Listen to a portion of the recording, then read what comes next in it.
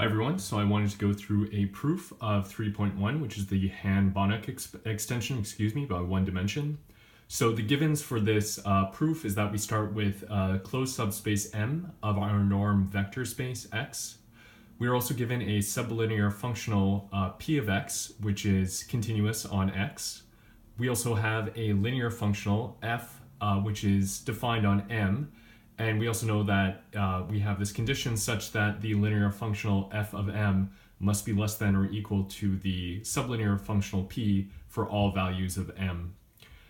Now, we're going to look at an element y, which is in x, but it's not an element of m. And what we're going to do is we're going to choose an appropriate value to define some function at the extension we're calling g, such that whenever we're looking at any y, which is an element of x but not of m, we can create this linear functional that satisfies our requirement that it be less than the sublinear functional p of x for any x element of our big normed vector space big X. So what we first do to prove this is we're going to choose two arbitrary elements in our subspace M. And we know by linearity that this is true. So if I take f of m sub 1 plus f of m sub 2, that's equal to f of m sub 1 plus m sub 2. And by kind of assumption, I know that this is less than or equal to p of m sub 1 plus m sub 2. And also by definition of sublinearity, it must be less than or equal to this term here.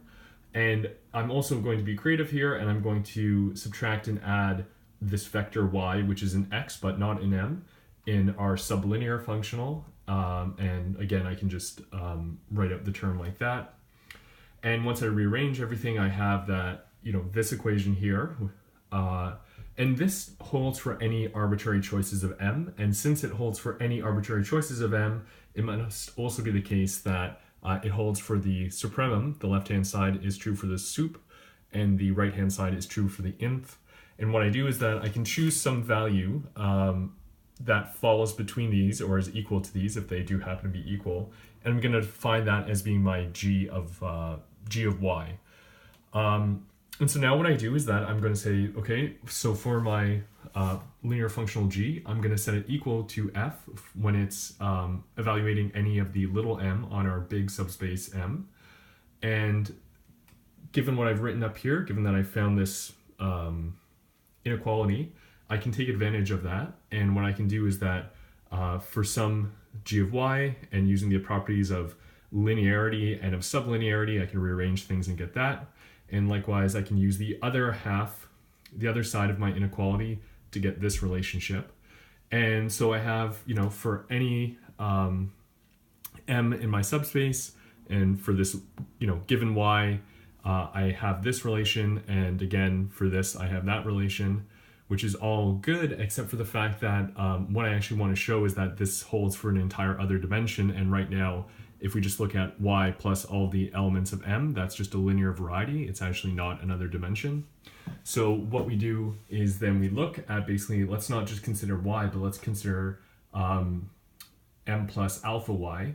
So we're kind of like we're shifting the linear variety both up and down the entire space X. And so we start off by using one of the equalities, and so we're just looking at alpha being positive. So we take our inequality and we just write things out, and we take advantage of the linearity of g. And of course, m divided by alpha, if alpha is positive, m is a closed subspace, so any scalar multiple of m is also in big M. And so we use this, and then this of course is less than that by definition, by what we've shown before. And what we can do is then show that if we just multiply the alpha back in, we get our result, which is what we're looking for. Now we can also do the same thing if alpha is less than 0, and what we do in this case is we just define a positive beta, which is equal to the negative alpha, or negative beta is equal to alpha. And then again, we can just take advantage of the inequality that we found earlier. We just write everything out, use the linearity, use the sublinearity, and so we end up getting exactly what we wanted, was that m plus alpha y is less than or equal to p of m plus alpha y. Then we also have to do our final step, which is looking at alpha equal to 0. But then, of course, we've already defined G when it's evaluated on a element of big M is equal to F evaluated at that point, which, again, by assumption is less than the sublinear functional. So we have shown that this is the case, and we've extended our F function to one dimension higher.